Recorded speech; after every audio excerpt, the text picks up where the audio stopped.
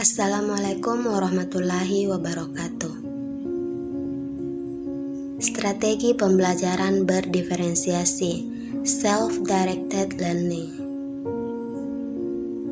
Strategi pembelajaran berdiferensiasi. Strategi pembelajaran adalah tindakan atau langkah-langkah yang ditempuh oleh guru untuk membantu peserta didik dalam proses belajar dan mencapai tujuan pembelajaran.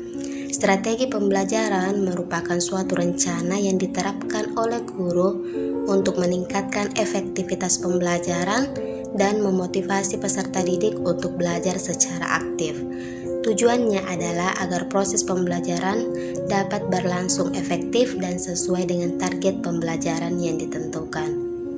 Penggunaan strategi dalam pembelajaran berdiferensiasi harus memperhitungkan keragaman peserta didik dan kebutuhan belajar masing-masing, seperti perbedaan tingkat kemampuan, minat, dan gaya belajar. Strategi yang efektif harus dapat mengakomodasi keragaman dan membantu semua peserta didik untuk belajar dan berkembang dengan optimal. Pembelajaran berbasis self-directed. Salah satu strategi pembelajaran yang menurut kami merupakan strategi pembelajaran berdiferensiasi yang dapat mengakomodasi kebutuhan belajar peserta didik, yaitu strategi pembelajaran berbasis self-directed. Strategi pembelajaran self-directed merupakan strategi yang memberikan kesempatan kepada peserta didik untuk menentukan arah pembelajaran mereka sendiri, memungkinkan peserta didik untuk belajar sesuai dengan minat dan kebutuhan mereka. Pembelajaran berbasis self-directed.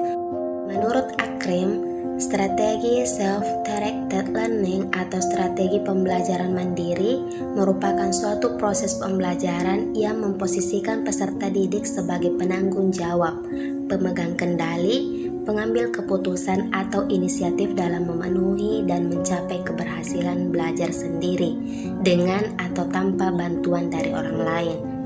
Strategi pembelajaran mandiri ini akan memungkinkan peserta didik dapat belajar secara mandiri dari bahan cetak, siaran, maupun bahan rekaman yang telah disiapkan terlebih dahulu. Istilah mandiri menegaskan bahwa kendali pembelajaran, ketersediaan waktu, maupun tempat belajar terletak pada peserta didik yang belajar. Sejalan dengan pendapat Stuart, Kagan, dan Holmberg mengatakan bahwa pembelajaran mandiri pada dasarnya sangat dipengaruhi oleh pandangan bahwa setiap individu berhak mendapatkan kesempatan yang sama dalam pembelajaran. Proses pembelajaran harus diupayakan agar dapat memberikan kebebasan dan kemandirian kepada peserta didik dalam proses pembelajaran. Berdasarkan pendapat tersebut, maka dapat disimpulkan bahwa strategi self-directed learning atau strategi pembelajaran mandiri merupakan strategi pembelajaran berdiferensiasi, di mana dalam penerapannya memberikan kebebasan kepada peserta didik untuk memilih sendiri prosedur pembelajarannya, sehingga peserta didik memiliki kesempatan untuk belajar sesuai dengan minat dan kebutuhannya. Dalam penerapan strategi ini, guru berperan sebagai fasilitator. Tahapan pelaksanaan strategi self-directed learning yaitu planning, monitoring, dan evaluasi. Berikut ini adalah tahapan pembelajaran self-directed learning menurut Himstra yang terbagi menjadi 6 tahap, yaitu yang pertama perencanaan awal, yang kedua membuat suasana belajar yang positif, yang ketiga merancang program pembelajaran, yang keempat menentukan aktivitas pembelajaran yang tepat, yang kelima melakukan dan memantau kegiatan belajar, yang terakhir menilai prestasi belajar per individu. Prosedur pelaksanaan strategi pembelajaran self-directed learning.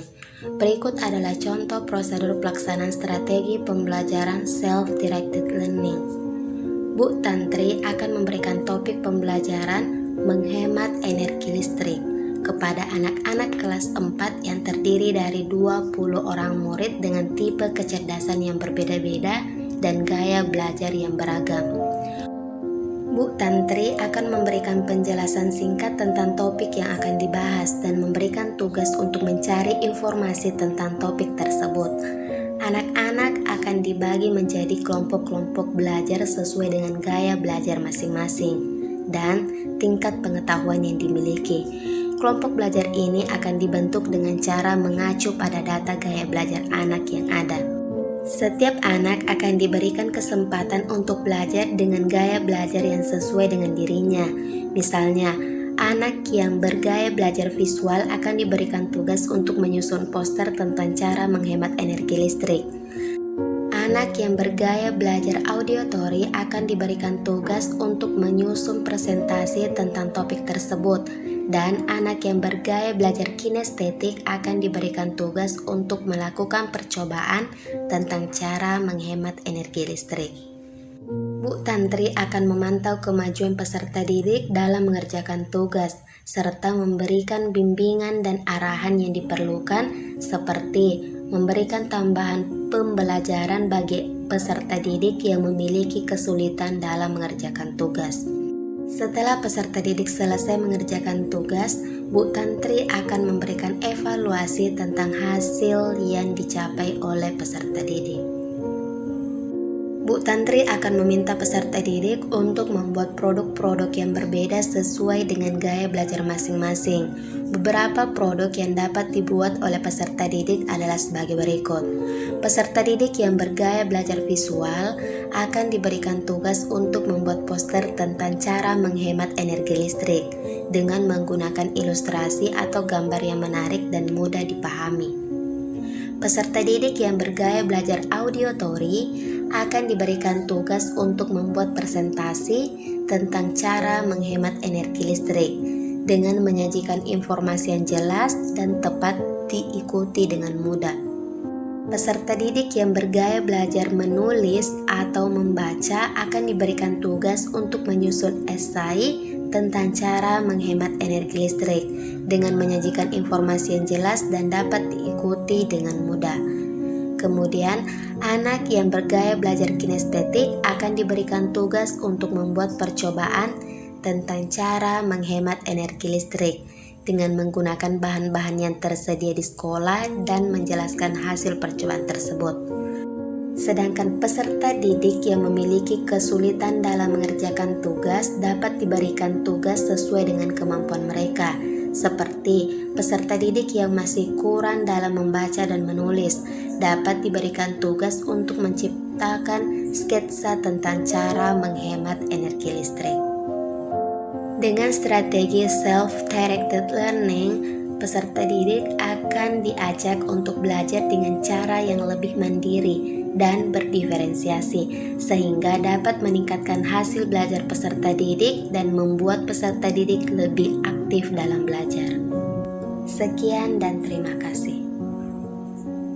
Wassalamualaikum warahmatullahi wabarakatuh.